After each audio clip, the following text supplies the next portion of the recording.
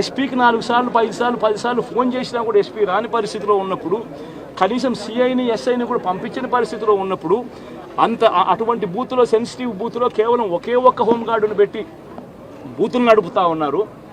అటువంటి పరిస్థితుల్లో అన్యాయం జరుగుతూ ఉందని చెప్పడం కోసం, అన్యాయం జరుగుతూ ఉన్న వాళ్ళ పక్షాన్ని నిలబడడం కోసం ఎమ్మెల్యే లోపలికి పోయి ఈవీఎంను పగలగొట్టే కార్యక్రమం జరిగింది.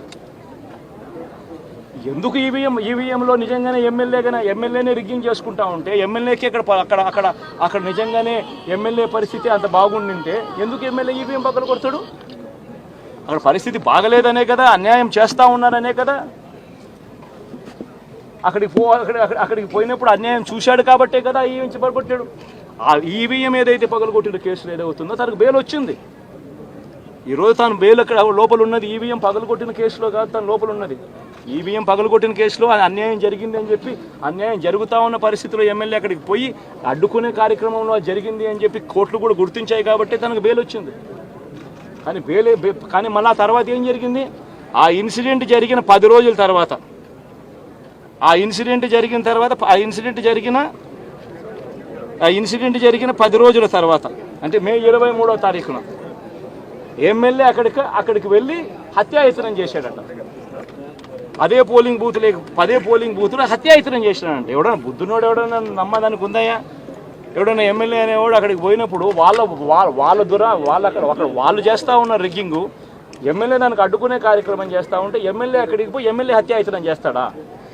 చెప్పడానికైనా హద్దు పొద్దు ఉండాలి కదా.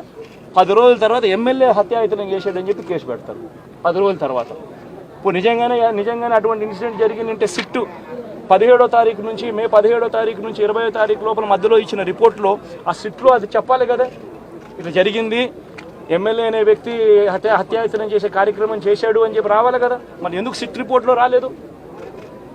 ఈ రకంగా ఒక మనిషిని కేవలం 4 సార్లు ఎమ్మెల్యే, తాను 2000 కన్సిస్టెంట్గా 4 సార్లు ఎమ్మెల్యే గెలిచాడు.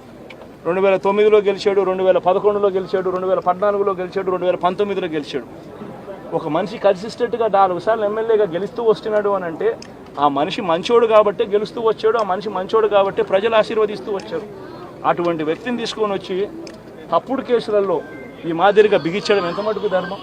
ఈరోజు ఒక్క రామకృష్ణారెడ్డి ఒక్క పరిస్థితే కాదు, రాష్ట్ర వ్యాప్తంగా ప్రతి గ్రామంలోనూ కూడా ఇదే కార్యక్రమాలు జరుగుతూ ఉన్నాయి.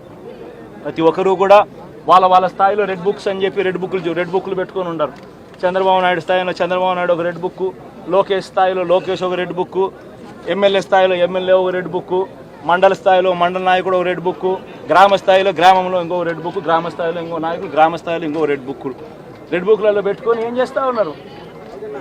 అతి దారుణంగా అన్యాయంగా ఆస్తులు ధ్వంసం చేస్తూ ఉన్నారు. రాష్ట్రం మొత్తం దాన్ని చూస్తూ ఉంది, కానీ ఎవడు మాట్లాడడం లేదు. దొంగ కేసులు పెడతా ఉన్నారు, పోలీసులు ప్రేక్షక పాత్ర పోషిస్తూ ఉన్నారు. దొంగ కేసులు పెడతా ఉన్నారు, వాళ్ళే కొడతారు, మన ఇటువైపున కేసులు పెడతా ఉన్నారు. రాష్ట్రం మొత్తం ఇది చూస్తూ ఉంది.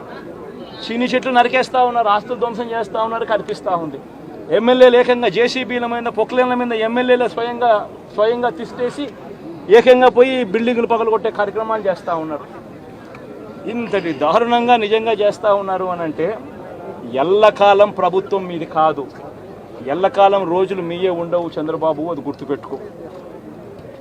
మీ పాపాలు పండుతూ ఉన్నాయి వేగంగా.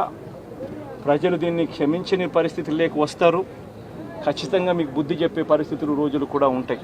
శాతనైతే మంచి చేయండి, మంచి చేసి ప్రజల మనసులు గెలుచుకుని ఓట్లు ప్రజల మనసుల్లో స్థిరస్థాయిగా నిలబడే కార్యక్రమం చేయండి. కానీ తప్పుడు రాజకీయాలు ఈ మాదిరిగా నువ్వు ఒక్కరివే చేస్తావు అనుకుంటా ఉన్నావు.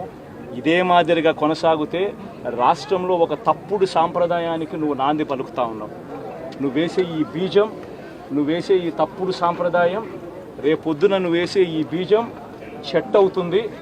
రేపొద్దున నువ్వు ఏదైతే ఇత్తుతావో అదే పండుతుంది. రేపొద్దున మళ్ళీ మీ గ్రామాలలో మీ కార్యకర్తలకు ఇదే పరిస్థితిని, ఇదే మాదిరిగానే మళ్ళీ జరిగే కార్యక్రమాలు కూడా జరుగుతాయి. అటువంటి తప్పుడు సాంప్రదాయాలు దయచేసి ఇప్పటికన్నా ఆపండి. నాయకులుగా ఉన్న మనలాంటి వాళ్ళం ఇలాంటివి ప్రోత్సహించకూడదు. ఇలాంటివి ఎవరు తప్పు చేసినా తప్పు అని చెప్పే కార్యక్రమం నాయకులుగా మనం చెయ్యాలి. కానీ దగ్గరుండి ఈ మాదిరిగా ప్రోత్సహించడం అతి దుర్మార్గమైన కార్యక్రమం. దయచేసి దీనికి ఫుల్ స్టాప్ పెట్టే కార్యక్రమం ఖచ్చితంగా చేయండి చంద్రబాబు అని చెప్పి సందర్భంగా మరొక్కసారి చంద్రబాబును ఈసారి హెచ్చరిస్తున్నామని కూడా చెప్తా ఉన్నాం. ఈసారి కోరడం లేదు, హెచ్చరిస్తున్నామని కూడా చెప్తా ఉన్నాం.